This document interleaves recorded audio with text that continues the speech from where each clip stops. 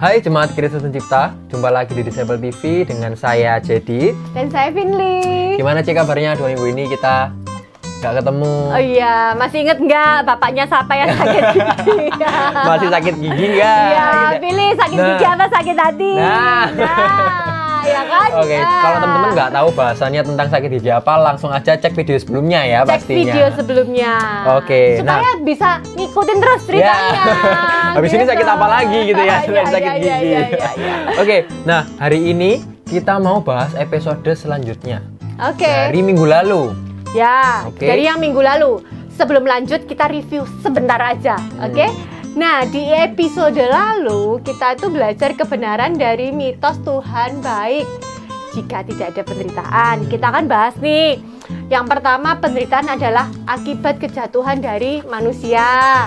Yang kedua, Yesus menggantikan penderitaan kita dengan Dia bangkit dari kematian. Dan yang ketiga, penderitaan sebagai pengikut Yesus.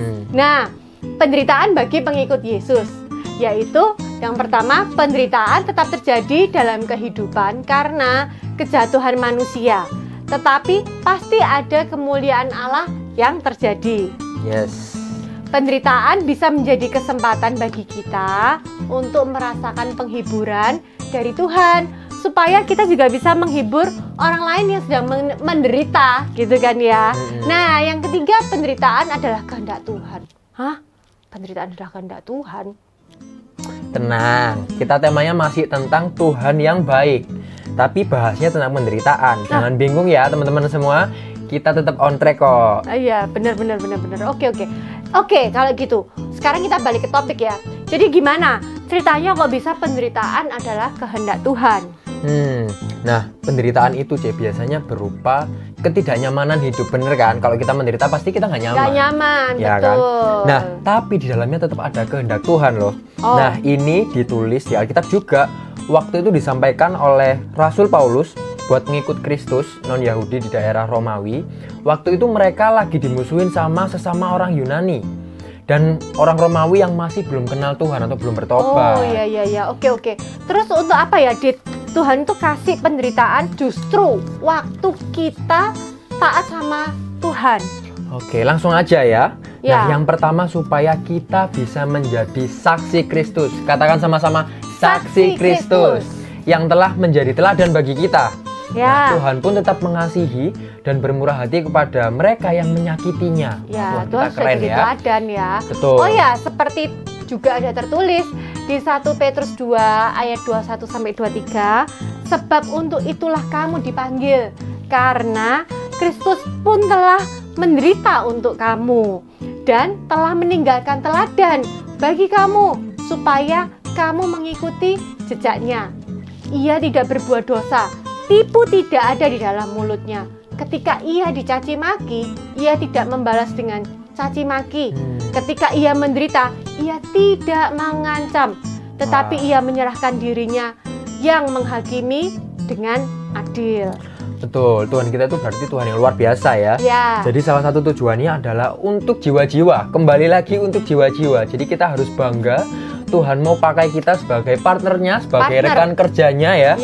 Untuk menjangkau jiwa-jiwa, untuk menjangkau saudara kita, untuk menjangkau keluarga kita, menjangkau teman-teman kita dan semua orang yang ada di sekeliling kita.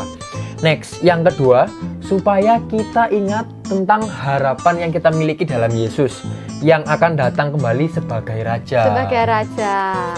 Nah, ada tertulis juga di 1 Petrus 4 ayat 13.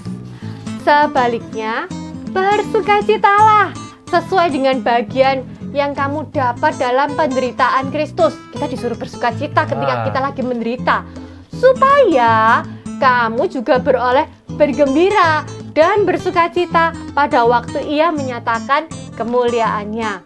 Memang penderitaan yang kita alami sebagai saksi Kristus itu tidak adil, tidak mudah, dan tidak ringan. Tetapi itu bisa membuat kita ingat, Yesus juga sama-sama pernah menderita. Dan kemudian telah mengalahkan penderitaannya dengan bangkit dari kematian. Jadi bangkitnya jangan dilupain ya. Naik ke surga naik ke surga dan akan kembali sebagai Raja. maka kita yang menderita saat ini pun akan ikut memerintah bersama-sama dengan Dia. Wah, Tuhan Yesus kita sangat baik dan pasti datang kembali untuk kedua kalinya. Nah, amin. Lalu yang terakhir ya ini aja, Dit, supaya kita selalu sadar bahwa musuh kita itu sebenarnya adalah iblis, bukan orang yang menyakiti kita. Jadi kadang kita ini kalau lagi menderita atau tidak nyaman hidupnya, pastikan orang ini adalah musuh kita, padahal bukan. Iblis ini kok bisa ya? Kita baca di 1 Petrus 5 ayat 8. Sadarlah dan berjaga-jagalah. Lawanmu si iblis berjalan keliling sama seperti singa, mengaum-ngaum dan mencari orang yang dapat ditelannya. Nah, ayat ini ditulis Paulus yang membahas tentang hubungan antar manusia. Oh, jadi auman iya. iblis itu maksud Petrus ini justru bukan tentang godaan iblis supaya kita berdosa secara pribadi, melainkan tentang tipuan iblis supaya kita berdosa dengan saling menyakiti. Wah, nggak main-main ya. Jadi bukan digoda lagi gitu ya, tapi lebih serem, tipu-tipu. Tipu-tipu ini ya, bukan goda-goda ya. Jadi kalau digoda itu kan sebetulnya tahu itu kalau itu salah, cuman digodain, ayo mau nggak berbuat seperti ini gitu kan.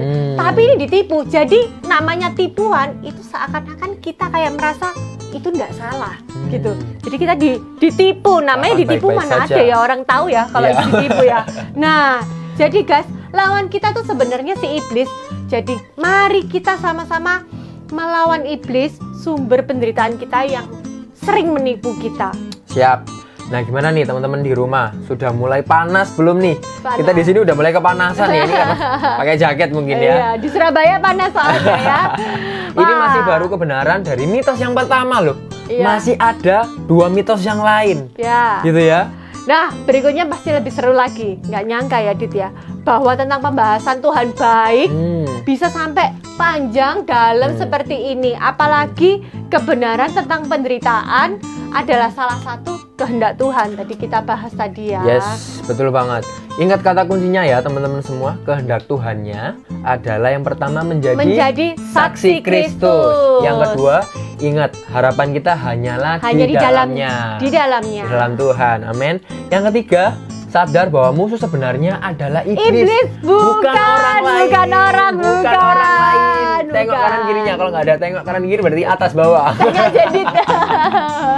Gitu ya. Oke, jadi jangan takut bila kita mengalami penderitaan, nggak nyaman di dalam hidup kita, karena Tuhan tuh selalu baik. Dia tidak akan meninggalkan kita. Yes. Jadi udah yakin ya teman-teman semua kalau Tuhan baik ketika kita mengalami penderitaan? Ya, yakin dong. Yakin dong. Oke, tunggu kita di episode selanjutnya. Ya, karena kita masih utang 2 poin kebenaran lagi gitu ya. Masih ada 2 kebenaran lagi. Masih mau diceritain lagi nih apa-apa aja dia. Betul. See you di next Disciple TV. Disciple TV ada berkat di balik pemuridan.